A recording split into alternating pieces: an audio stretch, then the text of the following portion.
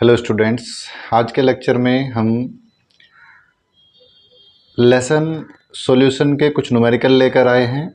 Last chapter में हमने colligative property के बारे में डिस्कस किया था। उस कोलिगेटिव प्रॉपर्टी का नाम है एलिवेशन इन बॉइलिंग पॉइंट।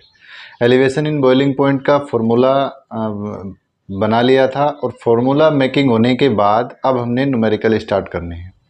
तो इस लेक्चर में हम कुछ न्यूमेरिकल कराएंगे एलिवेशन इन बॉइलिंग पॉइंट के, जो पोर्ट के पॉइंट ऑफ व्यू से वेरी इंपॉर्टेंट हैं। ये फिजिकल केमिस्ट्री का चैप्टर है। फिजिकल केमिस्ट्री के ज़्यादातर बोर्ड में न्यूमेरिकल पूछे जाते हैं कि मोलर एलिवेशन कांस्टेंट पर आते हैं, बॉइलिंग पॉइंट निकलवाया जाता है, एलिवेशन इन बॉइलिंग पॉइंट को कैलकुलेट किया जाता है। तो इन सब को इसमें बोर्ड के पॉइंट ऑफ व्यू से देखा जाए तो वेरी इंपॉर्टेंट न्यूमेरिकल हैं। तो आइए स्टार्ट करते हैं अपना न्यूमेरिकल।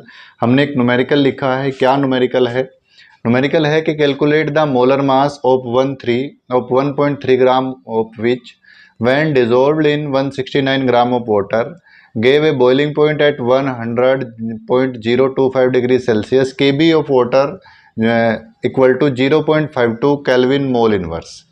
अब देखिए इसने क्या आपको दिया, क्वेश्चन में क्या क्या चीज़ गिवन है उसके बारे में बात कर लेते हैं। तो हमने जो गिवन वैल्यू है उसको लिखेंगे। देखिए इसमें स्टेप मार्किंग होती है और स्टेप मार्किंग का मतलब है कि जितना हम क्वेश्चन को कर लेंगे उसी के अकॉर्डिंग हमको नंबर मिलेंगे। तो क्या करना है, कैलकुलेट द मोलर मास। मैं ऐसे ही लिखूंगा यहाँ पर, जो इसमें दिया हुआ है गिवन वैल्यू वही लिखते हैं।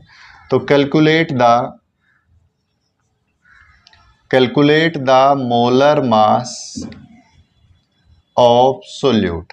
अगर हम सोल्यूट का मोलर मास निकालते हैं तो ये निकालना पड़ेगा क्योंकि क्वेश्चन ने यही पूछा है। फिर आगे क्या दिया हुआ है, मास दे रखा है, mass of solute small w आपको गिवन है 1.3 ग्राम। और कितने ग्राम वाटर में डिसोल्व किया गया, तो हम मास ऑफ वाटर लिखेंगे। वाटर का मास आपको गिवन है कितना, 169, यानी कि कैपिटल W ये कितना है, 169 ग्राम है। फिर हमने क्या करना है, मास निकालना, किस मोलर मास किसका फाइंड आउट करना है, वाटर का। तो मोलर मास ऑफ वाटर जरूरत तो नहीं होती तो इसको नहीं लिखना, चलो इसको छोड़ देते हैं, जब नीड होगी तब करेंगे, क्योंकि मोलर मास हमने उसी के कैलकुलेट करना है। इसके बाद क्या दिया, बॉइलिंग पॉइंट दिया हुआ है। बॉइलिंग पॉइंट कितना दिया है, इतना बॉइलिंग पॉइंट दिया हुआ है, यानी कि इसका जो BP है, वो BP ऑफ सॉल्यूशन है। तो सॉल्यूशन का BP कितना दिया हुआ है, यानी कि T2 आपको दिया हुआ है 1000.025 डिग्री सेल्सियस। हमने क्या निकालना है, डेल्टा TB कैसे निकलेगा, 0.0025 माइनस कितना करना, 100 डिग्री। तो हमारा हो जाएगा 0.025 इतने डिग्री सेल्सियस आ गया डेल्टा TB। अब बचा क्या, KB की वैल्यू। तो KB की वैल्यू आपको गिवन है 0.52 केल्विन मोल इनवर्स। अब हमने केवल फॉर्मूले में पुट करना है। फॉर्मूला क्या कह रहा है, हमारा फॉर्मूला है delta TB equal to KB into small w into 1000 upon small m into capital W, ये वाला। तो डेल्टा TB हमने फाइंड आउट क्या करना, m, ये वाला m फाइंड आउट करना है, इसको इस साइड में ले लेंगे। तो क्या आएगा, KB into small w 1000 delta TB into capital W, ये वाला फॉर्मूला पुट करना है। अब इस वाले फॉर्मूले के अकॉर्डिंग हमें देखना है वैल्यू पुट करके क्या आता है। तो m इक्वल टू KB है 0.52 इंटू स्मॉल w कितना दिया हुआ है 1.3 इंटू 1000 डेल्टा TB हमारा आया 0.025। इसके बाद कैपिटल W कितना है 169। अब अगर हम ये पॉइंट हटा रहे हैं तो ये तीनों पॉइंट कैंसिल हो गए, और जब तीनों पॉइंट कैंसिल हो गए तो हमारा ये 25 से ये कट जाएगा, कितने टाइम्स, 40 टाइम्स कट गया। और 13 से ये भी कट सकता है, 13 बन जा 13, तो 13 3 जा 39, और 13 से ये कट जाएगा 4 टाइम्स। तो m इक्वल टू आ जाएगा 4 इंटू 40, तो m आ गया हमारा 160। तो कितना मोलर मास हो गया इसका, 160 मोलर मास आ गया।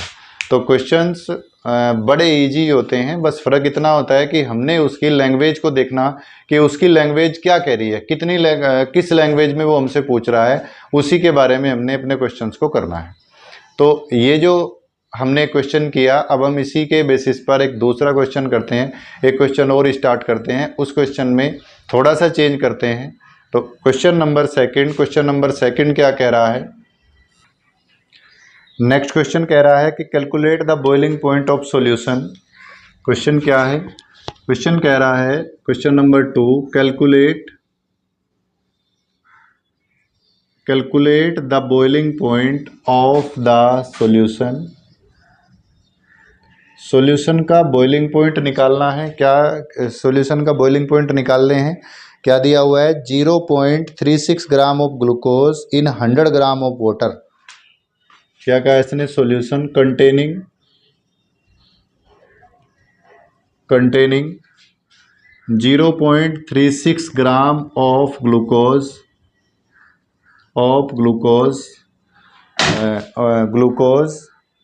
इन 100 ग्राम of water, in 100 gram of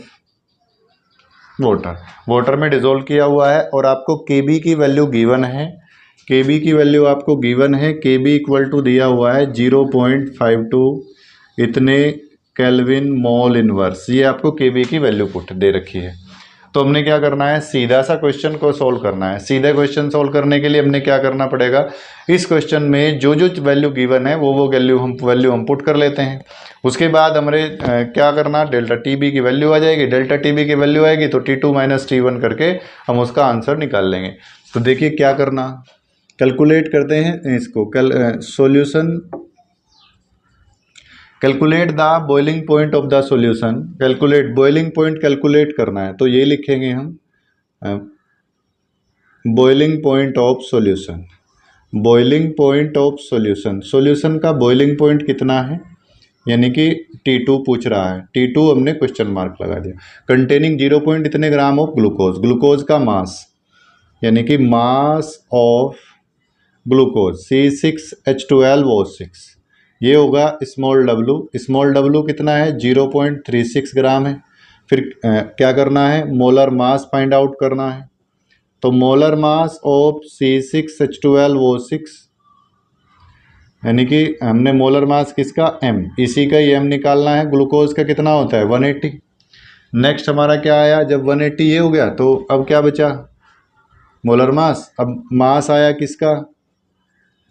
mass of water, solvent है तो वाटर का मास यानी कि कैपिटल W कितना दिया हुआ है? 100 ग्राम दिया हुआ है। और केबी की वैल्यू भी आपको गिवन है। केबी की वैल्यू है 0.52 इतने केल्विन मोल इनवर्स।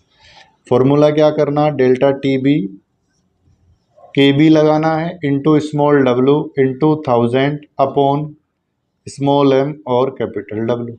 तो डेल्टा टीबी फाइंड आउट करना। डेल्टा टीबी, केबी कितना है? 0.52 इंटू स्मॉल w हमारा आया 0.36 इंटू 1000 अपॉन स्मॉल m 180 और कैपिटल W कितना है? 100 है। अब हम क्या कर रहे हैं? हमने इसको सोल्व करना है और बस सोल्व करने के बाद जो हमारा आंसर आएगा वो क्वेश्चन पुट हो जाए, पूरा कंप्लीट हो जाएगा। तो इस तरह से हमने एलिवेशन इन बॉइलिंग पॉइंट के क्वेश्चन करने हैं, बहुत सारे क्वेश्चन करने हैं। तो आई होप आपने अच्छे से समझे होंगे। आप क्वेश्चन करते रहिए। कोई क्वेश्चन ऐसा होगा जो आप पे नहीं हो रहा हो तो आप मेरे से पूछ सकते हैं, कमेंट बॉक्स में लिख सकते हैं। तब तक आप रिवाइज करिए, पढ़ते रहिए। Thank you.